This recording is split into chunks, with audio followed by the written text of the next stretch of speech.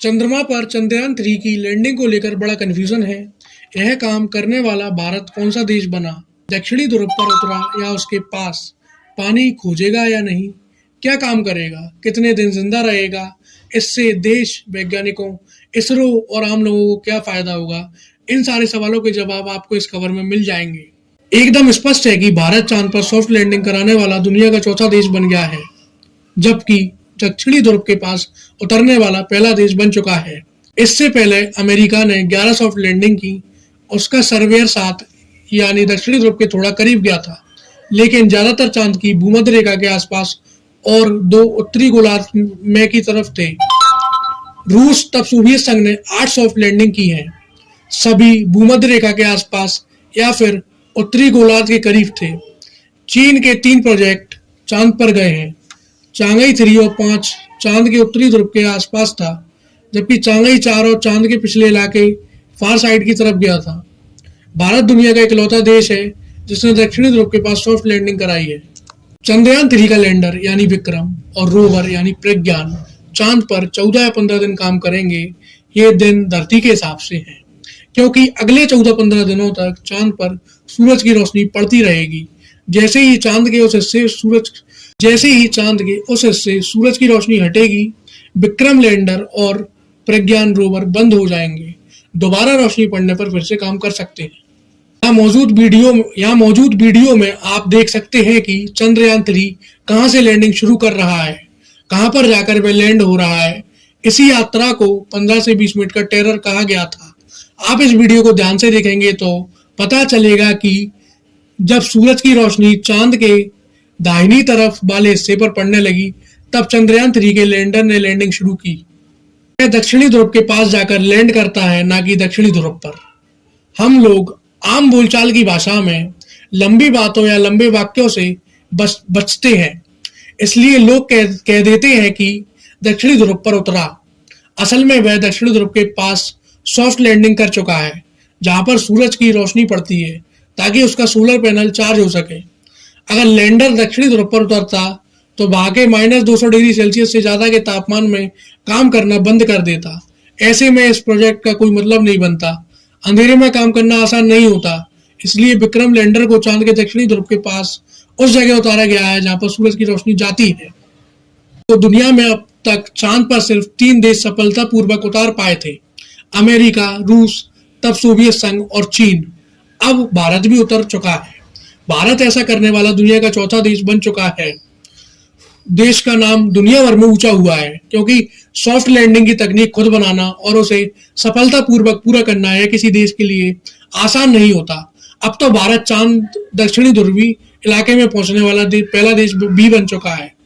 इसरो को चंद्रयान 3 की सफलता ने इसरो का नाम नासा और यूरोपियन स्पेस एजेंसी के बराबर कर दिया है। इसरो अपने किफायती कमर्शियल लॉन्चिंग के लिए जाना जाता है। अब तक 34 देशों के 424 विदेशी सैटेलाइट्स को छोड़ चुका है। एक ही रॉकेट से 104 सैटेलाइट एक साथ छोड़ चुका है। चंद्रयान 1 ने चांद पर पानी खोजा। चंद्रयान 2 का ऑर्बिटर आज भी काम कर रहा है। उसी ने चंद्रयान 3 के लिए लैंडिंग साइट खोजी। मंगलयान का परचम तो पूरी दुनिया देख चुकी है। वैज्ञानिकों को कुल मिलाकर विक्रम लैंडर और प्रज्ञान रोवर मिलकर चांद के वायुमंडल, सतह, रसायन, भूकंप, खनिज आदि की जांच करना शुरू कर चुके हैं।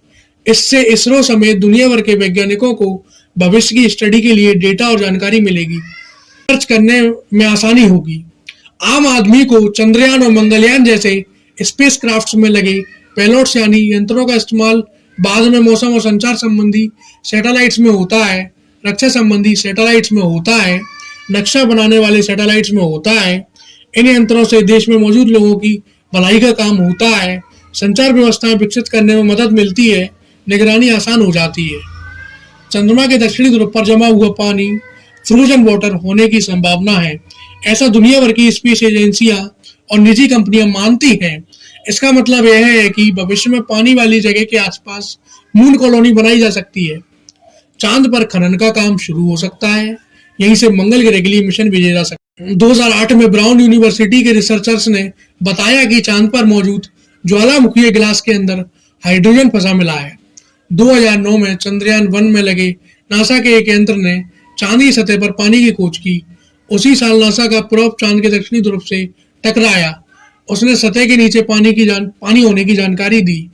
नासा का 1998 में भेजा गया लूनर प्रोस्पेक्ट मिशन भी इस बात की पुष्टि कर चुका है कि दक्षिणी ध्रुव पर बर्फ जमा है, खासतौर से उन गड्ढों में जहां पर सूरज की रोशनी कभी पड़ी ही नहीं। अगर चांद पर पानी की खोज होती है तो इससे भविष्य में इंसान बस्ती बसा सकते हैं। पानी को तोड़कर ऑक्सीजन तैयार किया जा सकता है। रूस बहुत तेजी से चंद्रमा के दक्षिणी ध्रुव के इलाके में लैंडिंग कराने जा रहा था। चंद्रयान 3 की लैंडिंग साइट से करीब 150 किलोमीटर दूर, लेकिन लूना 25 मिशन फेल हो गया। दक्षिणी ध्रुव का इलाका बेहद जटिल खतरनाक है। यहाँ बड़े बड़े और गहरे गड्ढे हैं। चंद्रयान 3 सफलतापूर्वक उतर गया, लेकिन चंद्रयान 2 का लैंडर हार्ड लैंडिंग कर गया था।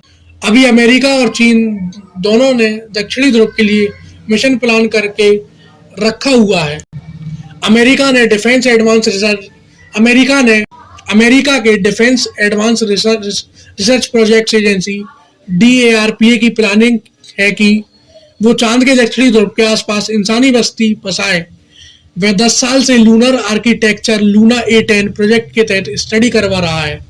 आने वाले दशकों में चांद के इस हिस्से में इंसानी बस्ती बनाई जा सकती है। इसके प्रोग्राम मैनेजर माइकल नायक ने कहा कि अगले 10 सालों में चांद की अर्थव्यवस्था दिखाई देने लगेगी। 2035 तक चांद पर कमर्शियल सर्विसेज शुरू हो जाएंगी। इसकी शुरुआत आर्टेमिस प्रोग्राम के तहत होगी। इस प्रोग्राम में भारत भी शामिल है। इसी तरह की न्यूज अपडेट्स के लिए बने रहिए हमारे साथ। Please do like and subscribe.